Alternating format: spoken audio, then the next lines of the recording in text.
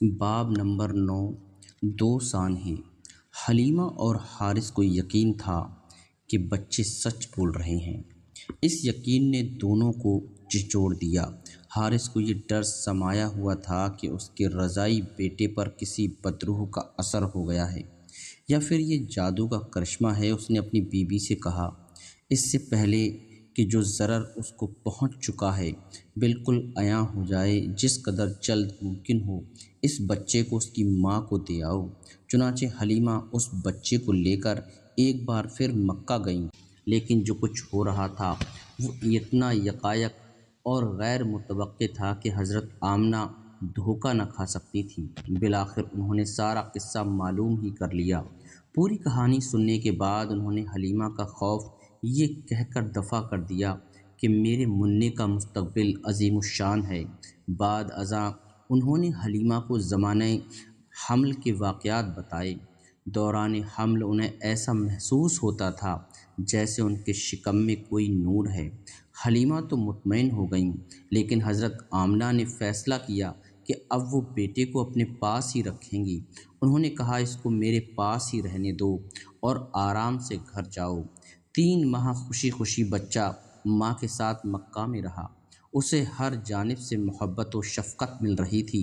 دادا کی شفقت، چچاؤں پھوپھیوں کی اور بہت سے رشتہ دار بچوں کی جن کے ساتھ وہ کھیلتا تھا۔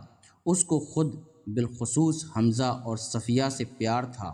یہ دونوں عبد المطلب کی آخری شادی سے تھے، جو اسی دن ہوئی تھی جس دن محمد صلی اللہ علیہ وسلم کے والدین کی شادی ہوئی تھی۔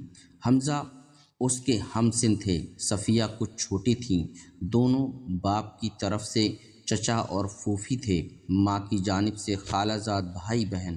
اس طرح تینوں کے مابین ایک پائیدار اور پائندہ رابطہ قائم تھا۔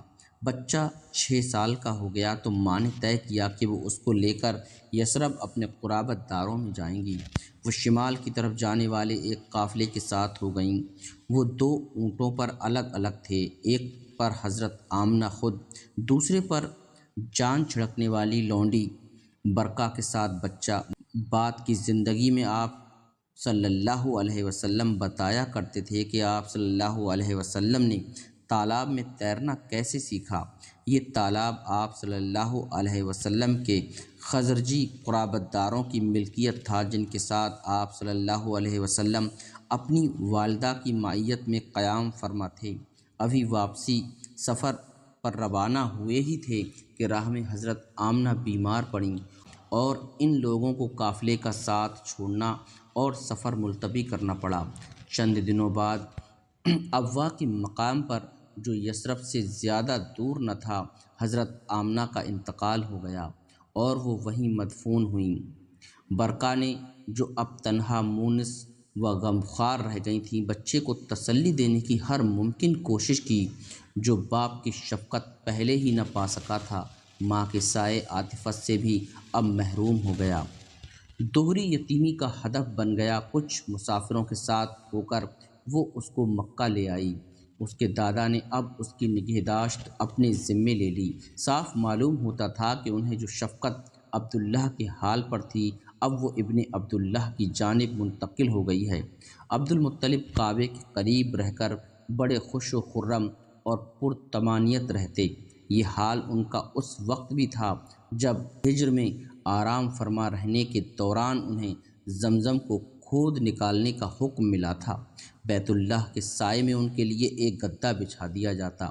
باپ کے ادب و لحاظ سے ان کا کوئی بیٹا، حتیٰ کہ حمزہ بھی اس گدھے پر بیٹھنے کی جسارت نہ کرتے، مگر ان کا کمسن پوتا بلا تأمل اس پر ان کے پہلو میں آ بیٹھتا۔ چچا اس کو الگ بیٹھنے کو کہتے تو خود عبد المطلب انہیں یہ کہہ کر خاموش کر دیتے کہ میرے بیٹے کو بیٹھنے دو، بخدا اس کا مستقبل شاندار ہے۔ پیٹھ تھپ تھپاتے اور اپنے برابر بٹھا لیتے۔ پوتا کچھ بھی کر رہا ہوتا، وہ اس کو دیکھ کر ہمیشہ مسرور اور شاداں رہتے۔ تقریباً ہر دن دونوں ایک ساتھ دیکھے جاتے، ایک دوسرے کے ہاتھ میں ہاتھ دیے حرم کعبہ یا مکے میں کسی جگہ۔ حتیٰ کہ عبد المطلب جب دارالندوہ میں شرکت کے لیے جاتے تو وہاں بھی پوتے کو ساتھ لے جاتے۔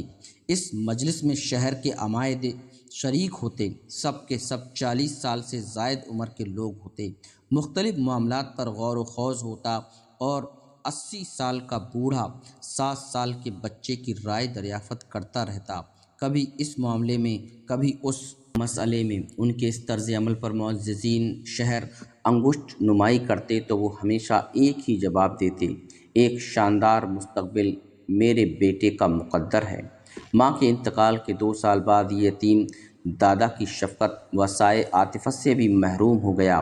عبد المطلب نے جب ان کا انتقال ہو رہا تھا، پوتے کو ابو طالب کی سپردگی میں دے دیا۔ ابو طالب اس لڑکے کے باپ کے حقیقی بھائی تھے، اور یہ حقیقت ہے کہ انہوں نے اس محبت بشفقت کا تسلسل قائم رکھا اور اس کو درازی بخشی جو ان کے بھتیجے کو ایک سن رسیدہ بزرگ سے مل رہی تھی۔ اپنی سپردگی میں لینے کے بعد بھتیجا ان کے نزدیک خود اپنے بیٹوں میں سے ایک بیٹا تھا۔ ان کی اہلیہ فاطمہ نے بھی ہر کوشش کی کہ اس کے لیے ماں کی جگہ لے سکیں۔